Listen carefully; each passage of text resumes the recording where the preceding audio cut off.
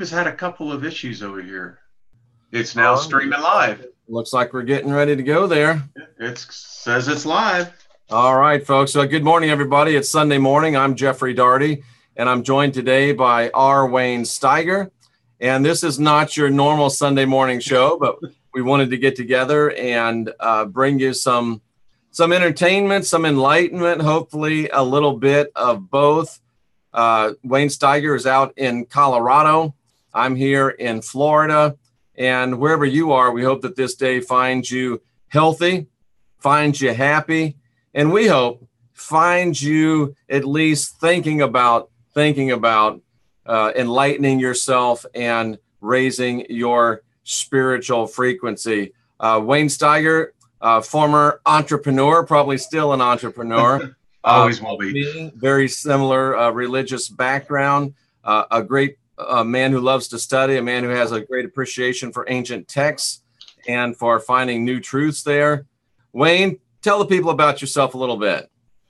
Well, thank you for the introduction. And, Jeffrey, I love when we get together. So you pretty much covered it. I'm 62, and, I spent about from the time that I made the declaration of being saved, asking Jesus into my heart, which is not scriptural at anywhere. But anyway, for 50 years, Jeffrey, that's what I pursued, besides the gift of being as an entrepreneur in technology.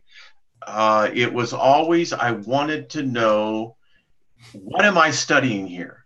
And in the early days when I lived in St. Louis, I worked with people like Joyce Myers. And George Norrie a little bit. Yeah. Actually, George and I, in our post-production days. So I have had the ability and I guess the favor of being around some of the biggest ministries and learning.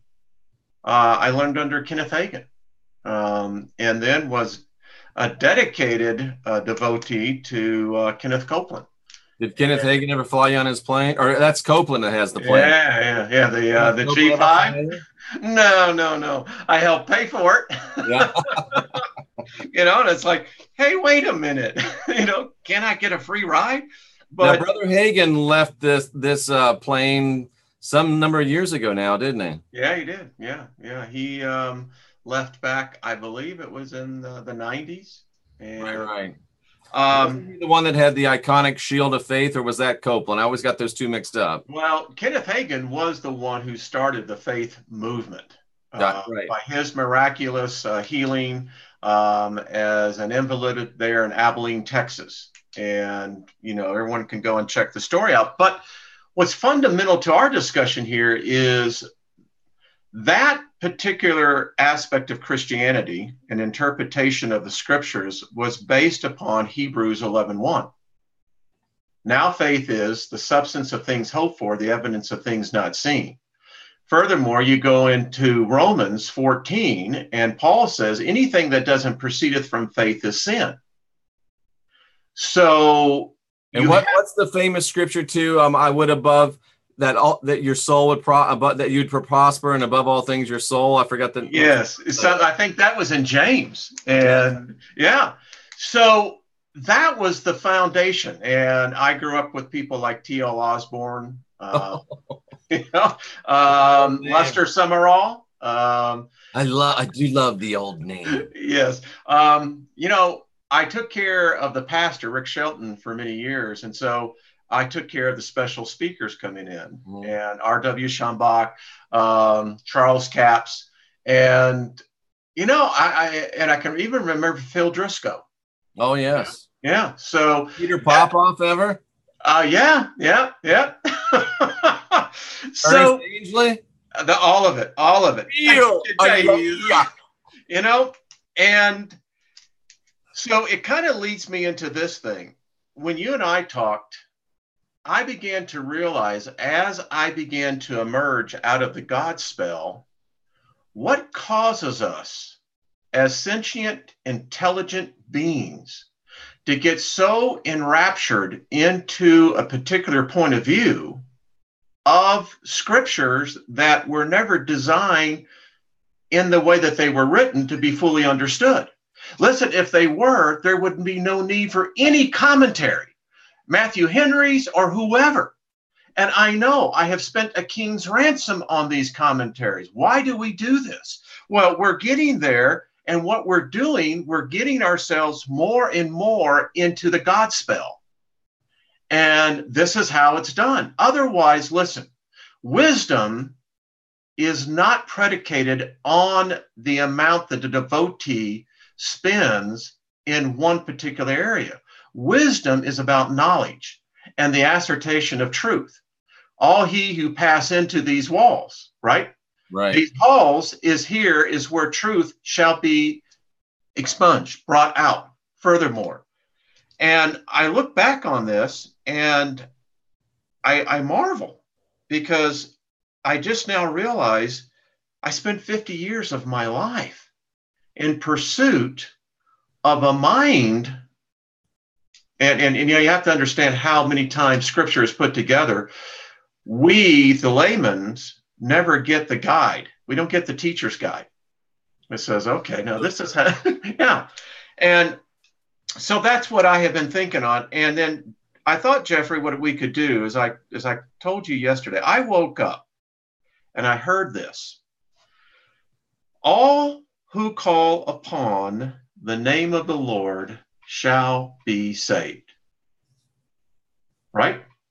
That's what it says. There's just one problem with that. Yeah, there is. What is the name of the Lord? Absolutely. And no matter what you think it is, or no matter who you hear, no matter what you believe, the reality of it is that name has been lost in antiquity, hasn't it, Wayne?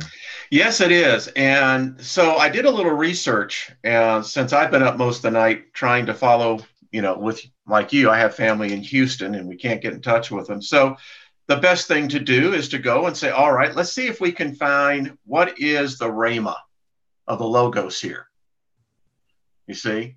Explain to people what that is. We want to know what the light of the word is. Right. That is the rhema. And the logos is the word. Right. So here's the thing. The Hebrews, before they went into captivity, after the reign of Solomon, the name of God was sealed up and lost. When Nebuchadnezzar came in and ransacked the temple and took out all the sacred worship utensils, what was lost as well was the name of God. Absolutely. So when they returned from captivity 70 years later, it was assumed. And so today... We're talking about captivity in Babylon, not Egypt in this instance. No, it was Babylon. Mm-hmm. And again, how ironic. Babel... Right. Yeah. Listen. Lost in Babel. That's very interesting. Yes. And if it wasn't for Daniel, who I think was indeed, he had sanctified himself, set himself apart, I think that the whole Hebraic faith would have really almost collapsed. Wasn't he known as Belteshazzar in Babylon? Yes, he was. And if people study that, that gets into ancient Babylonian magic. Yes, it does. And that's a part of Daniel we Westerners can't conceive. We spend, how many commentaries have you heard on Daniel's 70 weeks? Too many, Wayne. I think I remember Brother Swaggart on more than just one occasion talking about Daniel's 70 weeks. Absolutely. You know this to be true. And the thing is that we don't understand magic was very much a part of all religions. Absolutely. That's why you had the priesthood. People don't understand this. Wayne, the Tetragrammaton, is that Hebrew? Does it predate Hebrew? Is it beyond Hebrews? Or is it theirs? Oh, no. The one thing I found out about the Semitics is that their religion is really predicated upon ancient Mesopotamian gods. Now, I know people are going to go, poof, what are you talking about? Well, I was prepared for this. So, as you can see, I know this is very crude, but what I've done here, folks, is that I started here with the name of God, as we are given in Genesis 1:1. Actually, what we're given is beginning, because the God, the creator, comes after the beginning. Now, people don't understand that there was a beginning before time. And the Hebrews, the ancient Semitics, when they were getting their version of their religion, was taken from, again, the Mesopotamian area. They're all connected. Absolutely. So we in the Western world, in our highly sanitized version, we read in the beginning was God. We never understood beginning is a noun. It's a thing. So if beginning is a thing, what does it mean, beginning? So the beginning there is not talking about it started up and here was God. The beginning is actually a thing. Does that correlate to that chaos that you talked about last time we were together? Yeah. And we don't have any understanding of what this pre-time was. But it was a noun. It was a person, place, or thing. It was the absolute, that's exactly, it's a noun. And again, we're reading ancient script from a race of people that date back to about, you got to look at it, 1700 BC. And their patriarch, that all the religions, the major religions, both Islam, Christianity, and Judaism, is all predicated on the patriarch Abraham. That's right. And you get a little taste of it in Genesis 12. We get introduced to Abram, because God changed his name. And again, it's this typology that they put in here. And so we know that he came from Ur of the Chaldees. That's as far as most people go. In fact, most people don't even know what Ur is, much less Chaldees. But it's a definite tie back to Babylon, isn't it? Yes, it is. It all goes back to Babylon. Do you think that's where they borrowed or I don't know if borrowed is the right word. I can't think of a nice word for steal, but is that where they appropriated the Tetragrammaton, you believe? Yeah. And in fact, if you look at this and you carry it forward, it's the same thing the Christian religion did. The Christian religion didn't have a God. But they didn't. They had a savior. They got that part figured out. But how do you tie it back? Well, the simplest thing the Romans figured out, and the Jesuits in the very early time, is that, listen, you had a conquest foe. That was these bunch of Hebrews. You finally got rid of the problem. Titus did it for us. Well, no one was going to protest their taking of their God.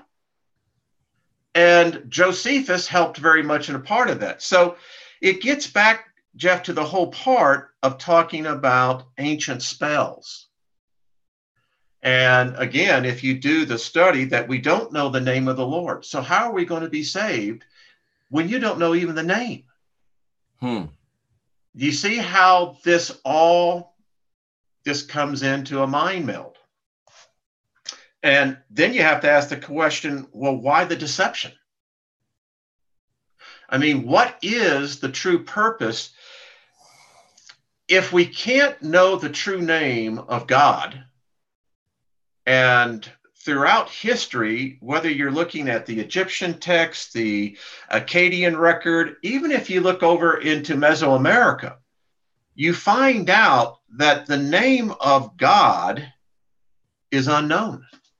Well, Wayne, what do you say to our Yahwist friends who are convinced that it's Yahweh or Yahashua or Yahweh or many of the different derivations thereof? They seem very convinced that they've got the name. How do you address those folks? Well, I just want to say this. If that is the name, why didn't Paul tell us when in the book of Acts, when he was in Ephesus? When he talked about the unknown God. Yeah. Good point. Don't give me all this they try to get into this linguistic thing. And the fact of the matter is, let's go back to the Pauline doctrine. Mm-hmm. The Pauline doctrine was not the Gospels.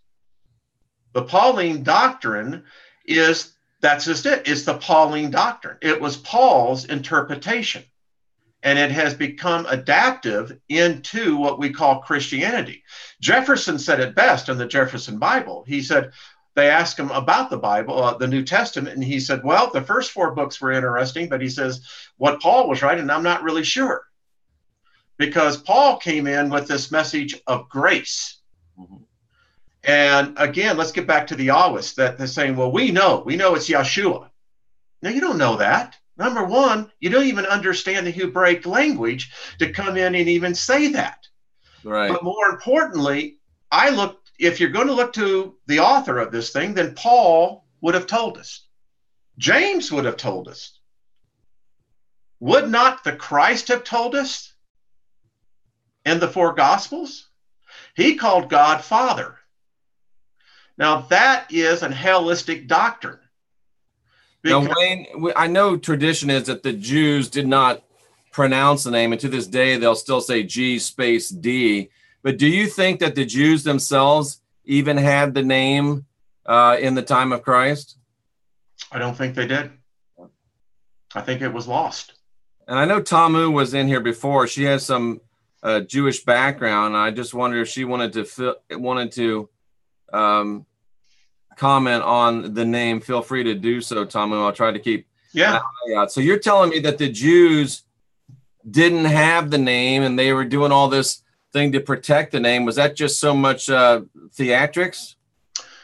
Okay, let's get real history here. So we have in the period, and if you read... Wayne, let me jump in. Tamu says Hashem is the name, but Hashem just means the name. It's not really a name. It's right. That's the point. So it's a placeholder. They don't even have the name. They don't have the name. They're not willing to share it. Exactly. If they do, I think it's been lost through antiquity. Is the name the Tetragrammaton, the Yod He Vod He? You know, Kenneth Copeland taught a lot on that. Yod-Heh Vah-Heh.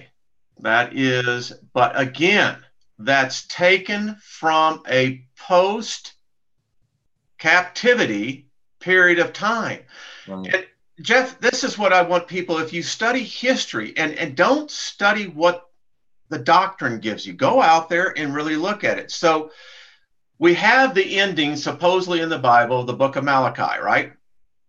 Of the Old Testament, Of the Old Testament. That was supposedly the last time, the last prophet that was spoken to by God. So this name has probably been lost since Daniel. Yes, thank you. So then we have this 400-year gap, right? From the period of supposedly when Malachi was written to supposedly when we're introduced from the book of Matthew. Now, of course, we know the book of Matthew wasn't written until after 70 AD, but okay, so let's go. So it was really a 400-year gap from Malachi or Malachi until James wrote in about AD 47. But there was a 400-year period of silence, quote unquote, no word from on high. None. What happened to Judea in that period? Well, they were the latter part of that, they were conquered by the Romans, and it's been said that Jerusalem is the most conquered city on the earth. So they went through several rounds of upheaval. Well, here's the main thing. 333 BCE. What happened in 333? Alexander the Great. People, listen to me. What Alexander the Great did when he came in and conquered Mesopotamia, that included Judea. Jerusalem was a trade crossroads. That's why it was valued. When Alexander came in, he Hellenized the region. And there's a whole story there. Exactly. So we don't even know what Judaism is supposed to look like. Now, we have Josephus's record, but even that is questionable because Josephus was heavily Romanized. Well, he lived in Flavius's house. Absolutely. Titus. And what people don't understand, when Titus went in, there was a massacre. First of all, in 69 AD, when he set the trap, that he opened up. They had built the fortress around Jerusalem. By the way, folks, that was about a 30-mile radius. This was a huge project. They allowed the gates to be opened for celebration of Passover. What a beautiful humanitarian gesture they must have. Yeah, hell of a guy, wasn't he? So bad, they're going to let everybody come in to Passover. Just to give you an idea, you've got a city of about, let's just use a general number, 50,000-ish. Yeah. On Passover, there were 4 times that people had to come to Jerusalem. On Passover, it would swell to about 1 million or a little over, according to Josephus. So here you got a besieged city, and the Romans, in a great humanitarian gesture, say, you can all come in and celebrate Passover. Pick it up from there, Wayne. And the reason why that it was so many people, because they had held back for 7 years. There was a besiege going on Jerusalem. I mean, and this is where we don't get this concept, folks. Judea was heavily militarized. And what we don't get is this story in the Bible of what was really going on. There was battles taking place. You know, a lot of times when I look at the typology of what the Gospels is painting, you get this idea that the Christ was walking very freely amongst all these cities. And, you know, we saw the occasional Roman soldier. How you doing? In fact, we wrote a story about him in the book of Mark, where even the Christ says, I marvel at his faith. Okay, folks, they were occupied. So let me go with the story. So for 5 years, Titus would not allow them to come into the temple. This was egregious to the Jews. This was like, it's like not being able to take communion. It's the same thing. So Titus opens up in 69 AD. The city comes in. The Romans seal the city off. And then what happened after that, folks? You don't read about that in your Bibles. You can check in, but how's the Hotel California? You can check out, but you can never leave. Exactly. He shut them in. A city that's designed to hold 50,000 people, has resources for 50,000 people, sanitation for 50,000 people, water for 50,000 people, food for 50,000 people, and he shut up 1 million people in there. And within literally 3 weeks, they were cannibalizing each other. Literally. And you wonder why the Christ said, pray that you don't have a baby during these days, because, folks, as horrific as it sounds, they were eating their children. They were, literally. The one woman, the story that Josephus talks about is the fact that, you know, she just said, well, listen, if we're going to die, I mean, I might as well go ahead and die with a full stomach. Basically, right. That's my vernacular. So let's go on with the story. Then the Romans burn it. They burn the outer fortress, which was made of wood, folks. You don't understand. And, you know, when you get a fire that begins to move inside, it was a barbecue like no one had ever seen before. And you get to the Christ saying in Matthew 24 that the sun was darkened, the moon did not give its light. Why? Because of this massive amount of smoke going up. The September 23 Revelation 12 people are wrong. Wrong. So we'll finish the story up there. So what does Titus do? The first thing he does with Josephus's help. Now listen, that temple, before they ransacked it, had passages, had secret ways. There was the Hebrews were very clever people. They still are. I mean, they're highly intelligent. Why do you think they prosper wherever they go? Yep. Also, little known fact, Wayne, Titus's head general under him, and the man's name escapes me now. Not only was he a Jew, but his father had given the money, and some say the plans for the temple doors, which they were finally able to breach the temple through those doors. And those were huge bronze doors, folks. Absolutely. People, this is what frustrated me about my experience with Christianity, is that I accepted a version of a story that when I started digging into it, I'm going, well, wouldn't that have an impact on this? I mean, you're talking about this evangelism that's going on in the book of Acts. When did that happen? I mean, seriously, when did that happen?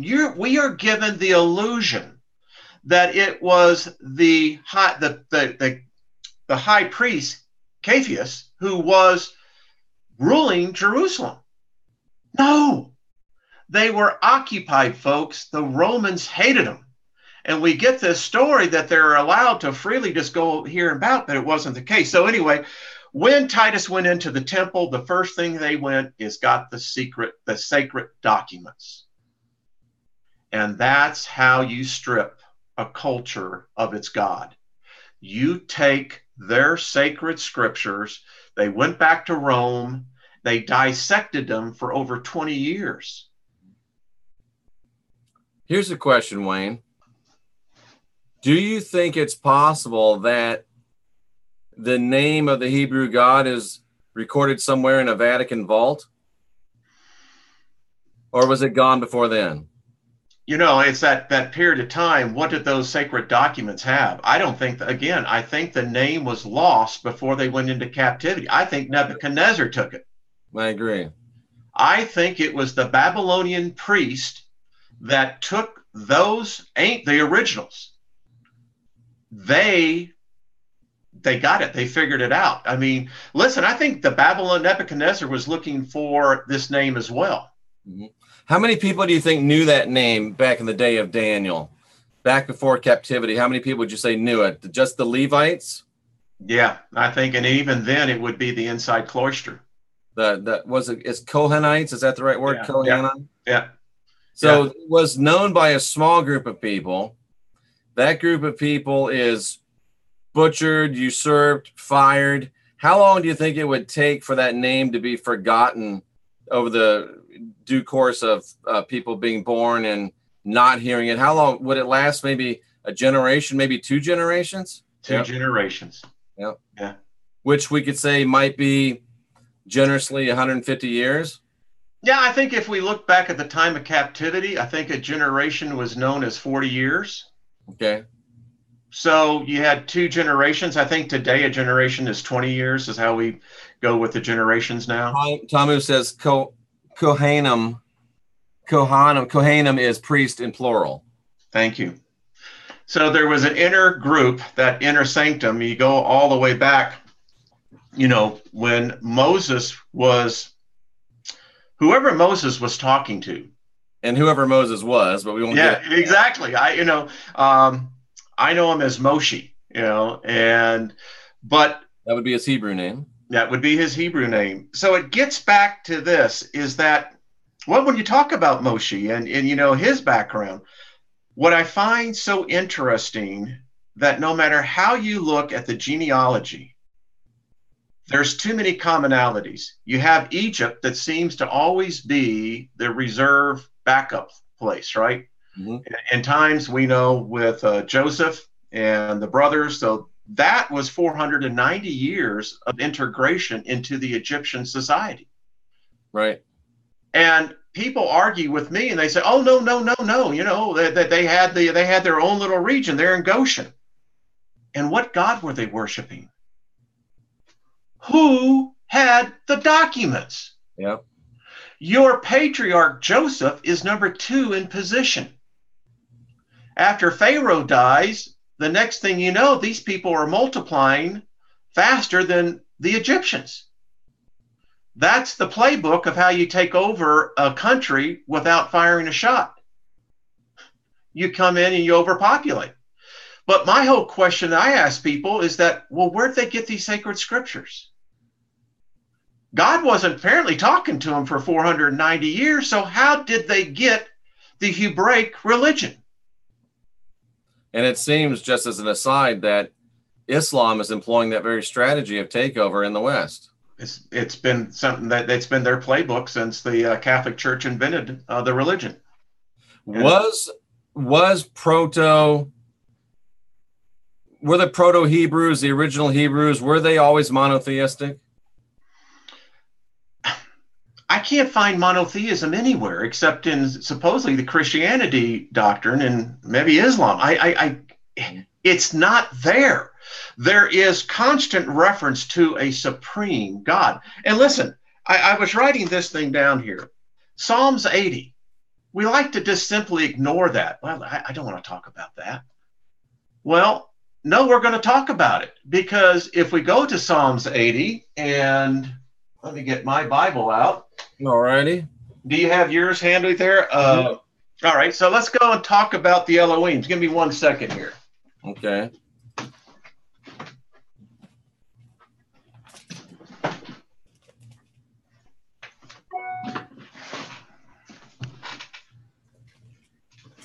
Now, Jeff, as you can see, this is my one I've used. This is 40 years old.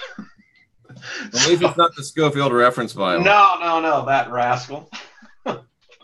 Is he? This one is what I used to preach out of. I guess this is probably. Oh yeah. Is that Dakes? It's Dakes. Of course it is. Yeah, of course it is. It's probably 30 years old. Of course, you couldn't get the Holy Ghost without a Dakes Annotated Reference Bible. Correct. And I'm in Psalm 80. I'm thinking, hold on 1 second. I think not Psalm 80. Give me 1 second. All righty. Yeah, I gotta find it here. A lot of great chat going on in the chat room. What's going on? Let me step away. I'm going to get this and I'm going to pull it up. And so, how's it going? A lot of great discussion. I mean, this is one of probably the most, I would have to say, one of the smartest groups of people in any chat room anywhere, I think, on YouTube. It seems like Tamu with the Jewish background right now is holding court somewhat, but there's great talk going on about what do the priests mean? What is the name of the priest? Is it plural? Is it singular? They're talking about the name of God. I see Elohim. I see El, talking about mighty ones. Denise is also weighing in quite a bit. Jessica Mitchell weighing in quite a bit. Davy Shug Dutch is in there providing, it looks like a tiny bit of comic relief here. Well, I know this is a hard subject to talk about, folks. It really is. This is a smart bunch of people here, Wayne. I tell you what. Well, your subscribers, this is why I enjoy your shows, is that it's coming together to flush this out. Do I have all the answers? No, I don't. I just know this. It's like this. One person asked me, and I asked you many times when we first met, is God a Christian? Yeah. Why don't you answer that question? Is God a Christian? It's a simple answer, yes or no. It is indeed. And if we can't answer the simple questions, then why are we tackling these very more difficult ones? Absolutely. And, it really comes down to, and I realized this way back when, and I realized I was on the wrong side of it. It really comes down to one of two programs. You can either go on the indoctrination program, or you can go on the enlightenment program. And you and I, for so many years, were on the indoctrination program. That's where you learn, where you're taught. You go into a room, they stick a funnel on the top of your head, and they pour the information in, and you assimilate it. That is indoctrination. That's the work of religion. But along comes the Christ, the Word, the Elohim, the Word, who is manifested in flesh. And he changes this paradigm from one of indoctrination to one of enlightenment. In fact, it says that he enlightened every person, at least from that time forward, that came into the world. So really, we are without excuse. We can't blame it on anybody else, because we all have that spark of enlightenment within us. And it's now our choice. Do we choose the road of indoctrination of religion, whatever religion it is, or do we choose the road of enlightenment? Indoctrination's easy. Enlightenment takes a little work. And really, the only people that can make those decisions, Wayne, are each individual person for themselves. In fact, I'm glad you said that. By the way, it's Psalm 82, just to let you know. Someone asked me the other day, they said, well, okay, I've been watching your videos. So what is the purpose of life? And I have one answer for you. It's you. I mean, it's a very simple answer. The purpose of life is you. It is all about you. It is your experience. It is your journey. I mean, Jeff, I can't live or in any way influence your journey. Can't you? Can't you be an influence to me, help to me? The only influence that I can be is what you allow me to. That's true. And it is ultimately up to me. So the meaning of life is you. Didn't Zig Ziglar say, if it is to be, it's up to me? It's really, isn't it? Yeah. I mean, I can quote you so many scriptures. As a man thinketh in his heart, so he is. Out of the abundance of the heart, the mouth speaketh. You know, it's funny, we talked about that yesterday when we just went over our teachings of the Christ. That's where I was at. Yeah. I mean, folks, people say, well, you don't believe in Jesus, then how come you can still quote? And listen, whatever the words were put were good words. They're words of life. They have energy to them. The logos, it's that rhema. And that's what I think all of us are seeking. Thank you, Tom. What'd she say? She said this is the best broadcast on YouTube. Oh, wow. Second best, Wayne. I'm sure that's what she meant. Thank you. Now you're. So Psalm 82 says that, wait a minute, it says that God stands in the congregation of the gods. Whoa. God judges among gods. What? Whoa. Okay. So again, I almost married a Jewish woman, and I told you about my my discussions I had to have with Rabbi Fuchs before even the thought of a Miashkite like me could actually ever be considered in there. And is that like a goy, only nicer? Yeah, exactly. Although her father had a few more choice words about me, but anyway. But he did. But right here, God stands in the assembly of the gods. And if you go on to read this, you begin to find out the supreme God comes in. And he gives judgment against the Elohim. He says, and I'm just paraphrasing, I'll let you go ahead and read it, but basically he's saying, I gave you one job to do. You had one job. One job. That's to watch over these people. And you couldn't even do that. And now look at the catastrophe. And let me tell you, folks, you go to the book of Enoch. It's exactly what Michael and Raphael had to say before the Elohim. Yeah. Did you happen to see what, the guys did? Do you think Enoch, that book is genuine, Wayne?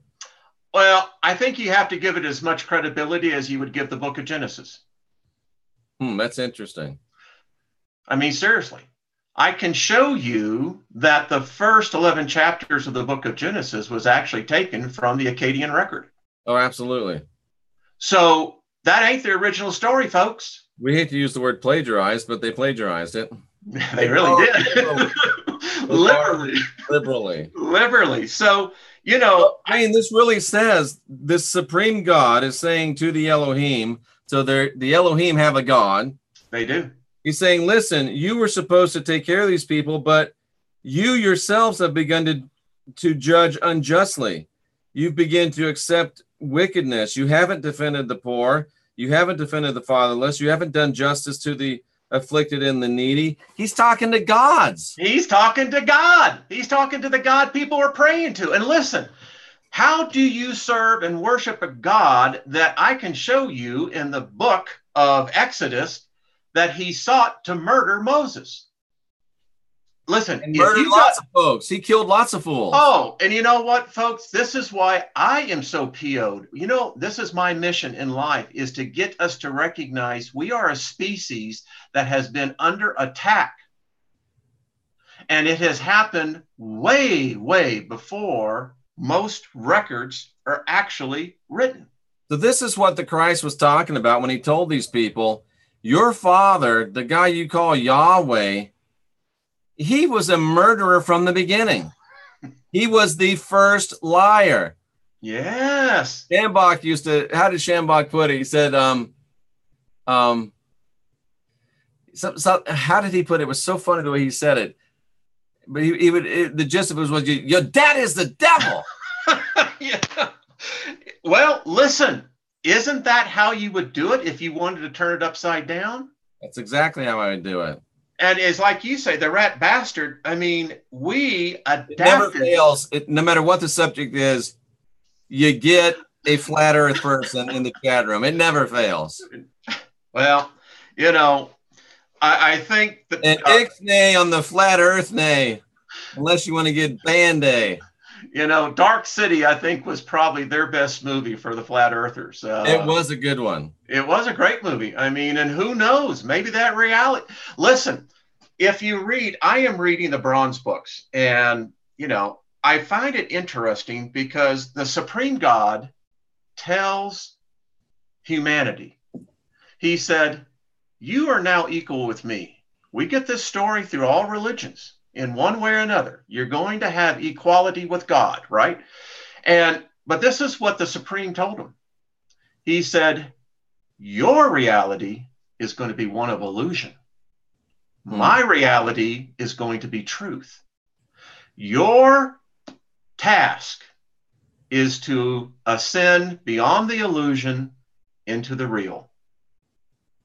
And all religions, all gods are predicated on the journey of a soul to reach that God. Wayne, I've often thought that our real issue is that we're in time and the divine is outside of time. Oh, that's great. That is well said, my friend. To that alone, I honor you. Don't know what it means, but...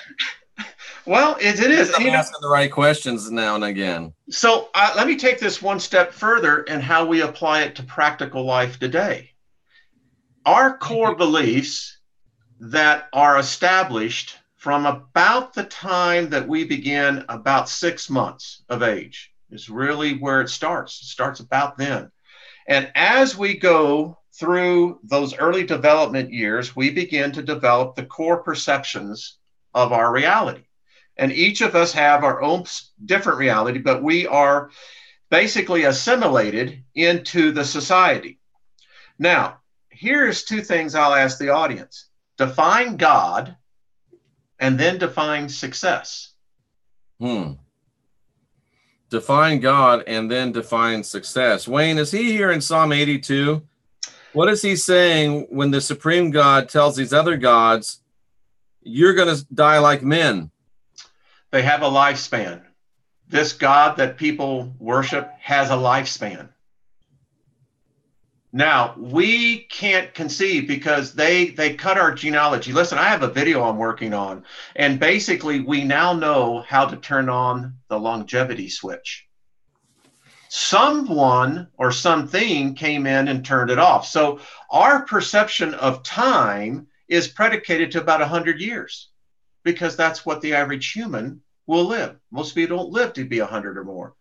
And so when we talk about a God having a lifespan, well, that's inconceivable because they're supposed to be immortal. But we again misdefine what's immortal. And when we begin to think now that these Elohims, they are a race, they were given charge over us because Earth is unique. And I don't know why that is, but Earth, for some reason, Jeff, is so unique. It seems to be a universal magnet that draws in life. And life has many different forms and many different variations. And so I was telling some people the other night, they said, so what is the end to this? I said, well, here's what I think it really is about. I think this is about the capturing of souls. Not all spirits have souls, right? But also, well, you can have, for instance, a spirit, which we would call an evil spirit. Now, why does a spirit want to inhabit a body? Think about that. Why would a spirit want to inhabit this? Well, they have to have some sort of reference. What would that be? Would it be because you were an elevated species that was given a soul? Now, Hmm. this soul is very unique. It has a life force to it. And the only thing I can come down to is that we have the great religions of the world. Again, the three biggies we know is Christianity, Islam, and Judaism. But we have to give credit to the Buddhists. We have to give credit to the Hindus.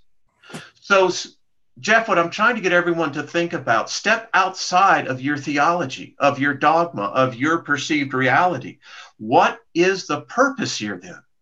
Are there people without souls, Wayne? Yes, I absolutely believe that.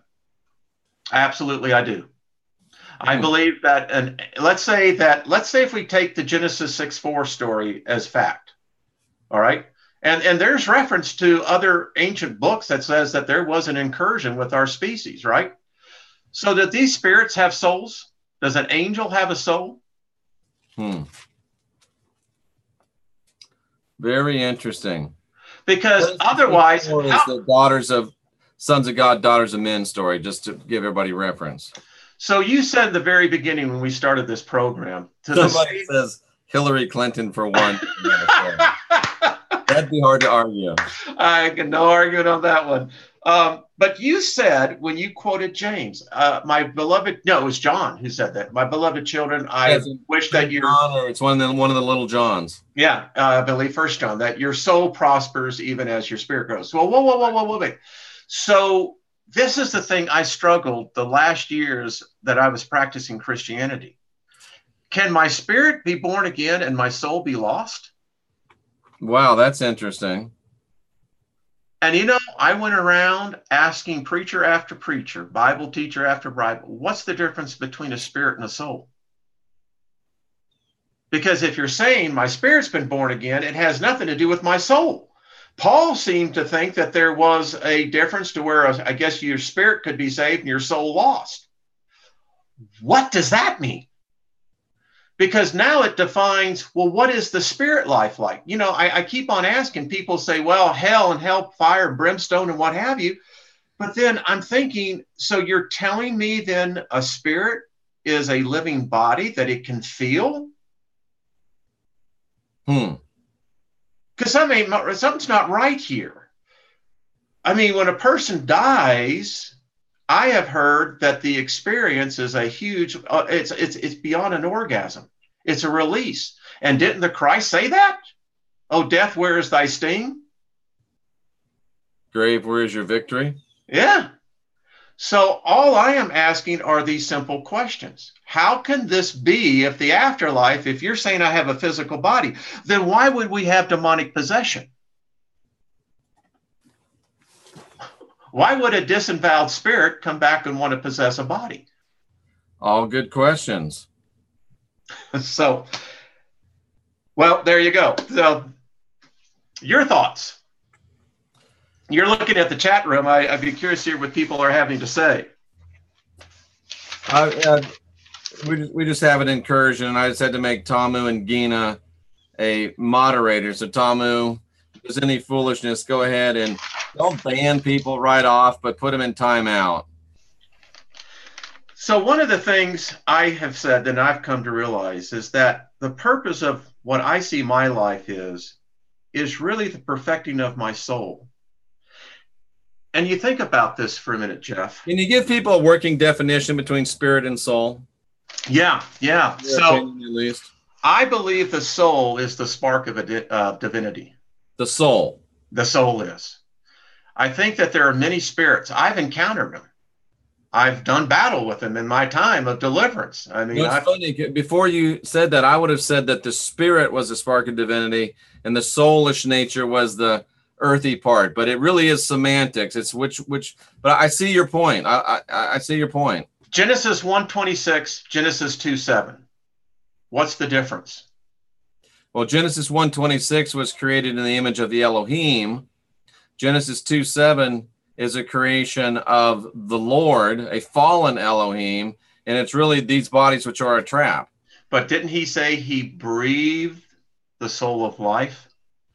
Well, I think if you get into the Hebrew, it says a a soul came into the body. So yeah, I see what you're saying. I get your point. I don't know if I'm right there with you, but very, very interesting. Well, I did a whole video on the fact that, birth is actually the portal to death, because the minute we're born, and really the birth process would kill every human.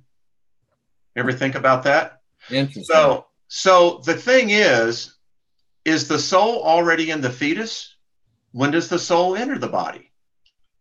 Is the soul the carrier of the spirit?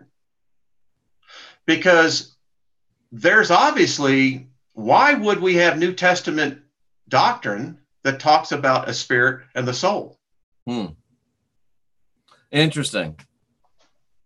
Interesting. I mean, those were questions I had years, and I've got volumes of legal pads where I've written on that. Right. Why? And I couldn't find a differentiation in the Hebraic religion.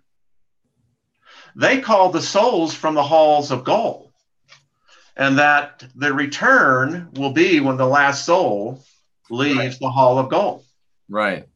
And then it says, well, then how large is this place of souls?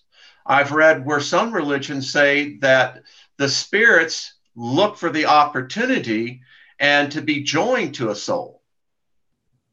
Interesting. So it's something for us, I think, to continue to think about. And I think the main takeaway is that there is a difference, and one of them is the spark of divinity, and one of them is not. Yeah. I mean, let's go back 10 years. So I'm going to prepare a message here. And so I'm looking at Genesis 6:4, right? Because I always found that to be fascinating. And here's the correlation. I actually did a teaching on this.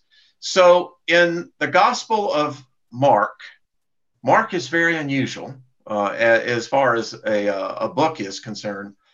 We're introduced by the Christ to a new life form, because it's only in the book of Mark that we said, what happened when Jesus entered into any town or village? Well, I'll tell you what it is. He did three things. The very first thing he did was preach the word. The very second thing he did was cast out demons.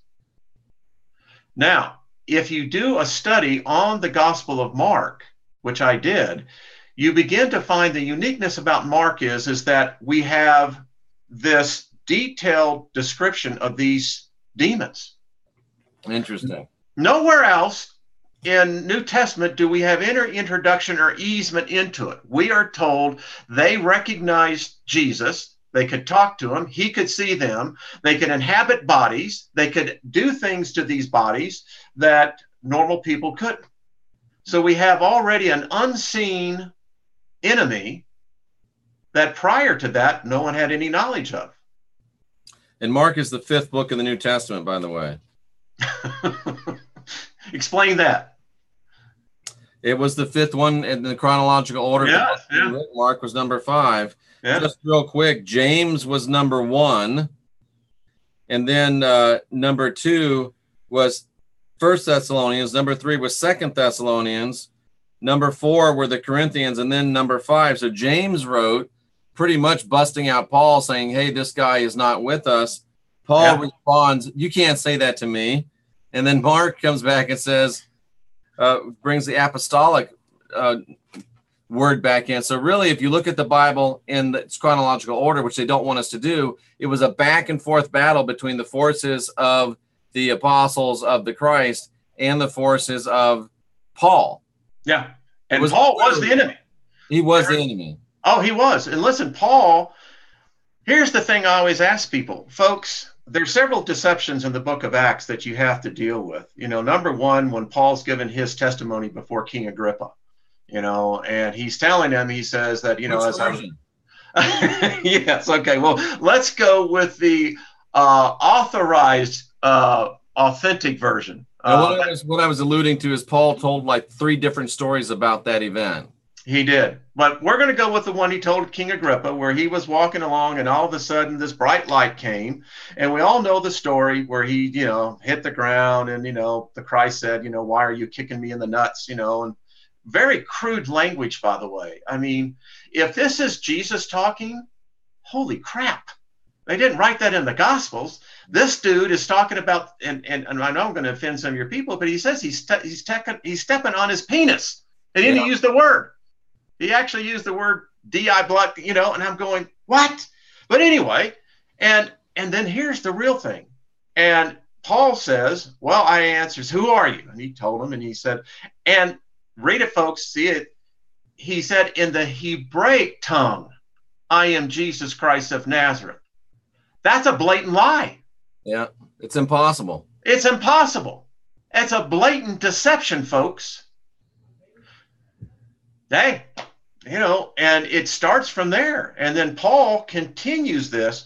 And now we sit in our churches and we intermingle these doctrines.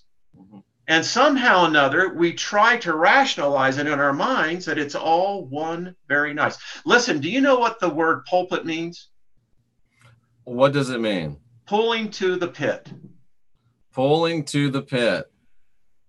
An altar alters your soul. A pulpit pulls you into the pit. All in the name of religion. Yes. Wow. Think about that.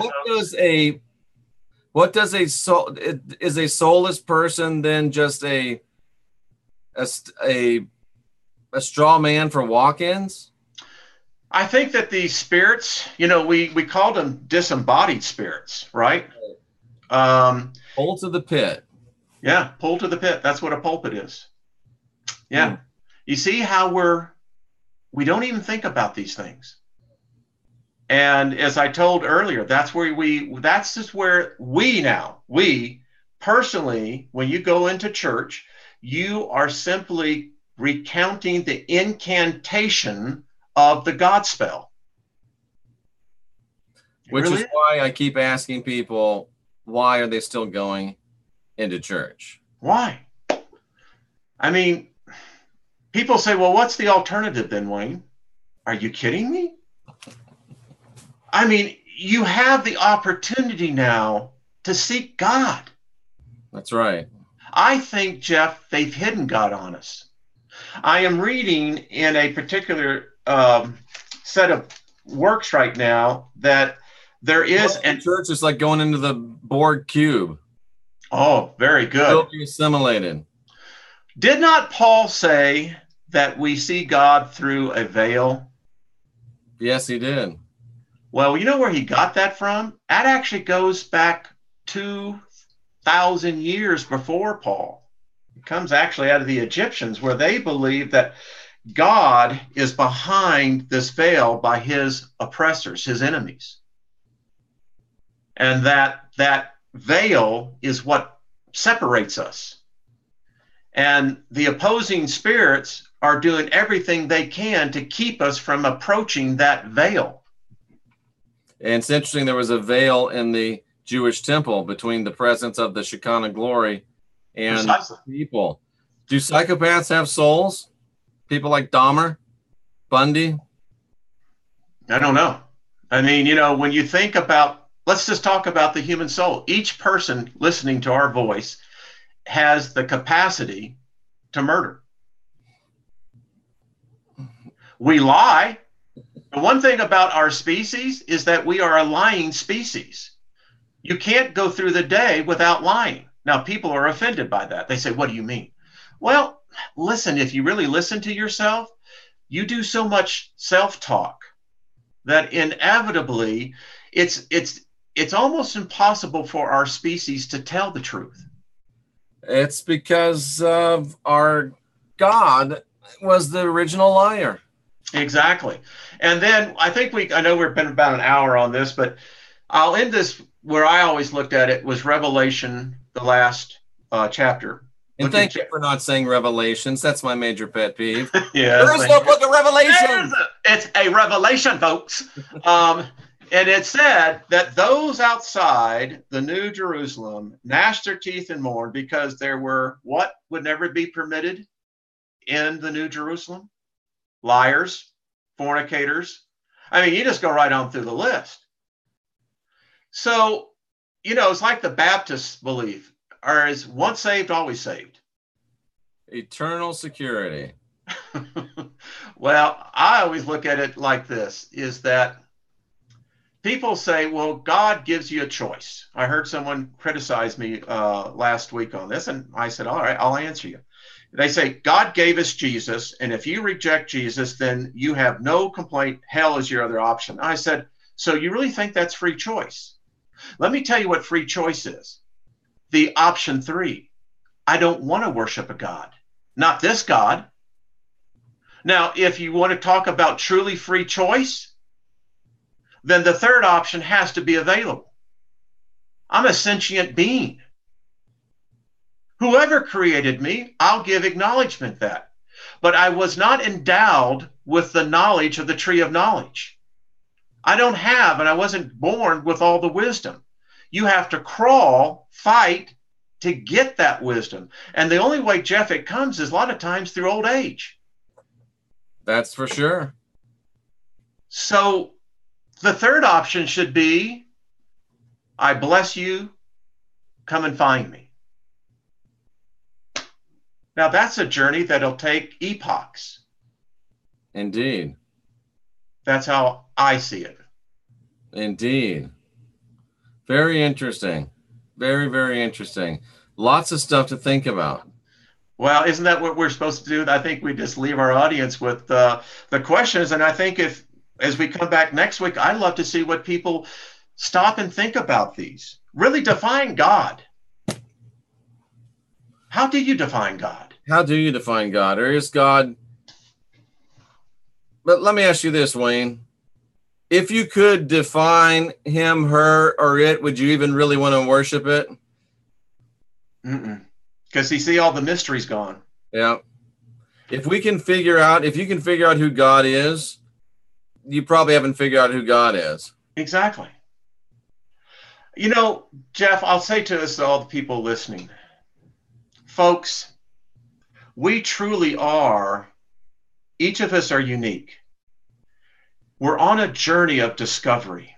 And so often there has to be something very valuable about us, Jeff, for all this deception to be taking place. And they have worked at this for thousands of years. Listen, the Catholic Church and the Christian Church, any way you want to look at Christianity, and listen, it's not just Christian. That's where I came from. So that's why I can speak about it. I can't speak about Islam. I was never a Muslim. Right. I can't speak.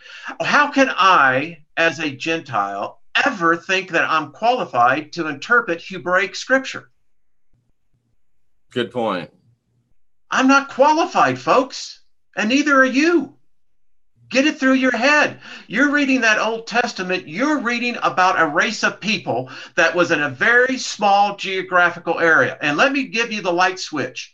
There were other races serving other gods that were more advanced than the Hebrews, more culturally advanced, more consciously advanced. And let me just tell you about their God. I found it very interesting that if you study this, the Hebraic God never attacked another god. Did he attack the Egyptian gods? No. Some would say he did with the plagues. How would you respond? No, that the plagues were interpreted at the same time of celestial events that were taking place on the earth.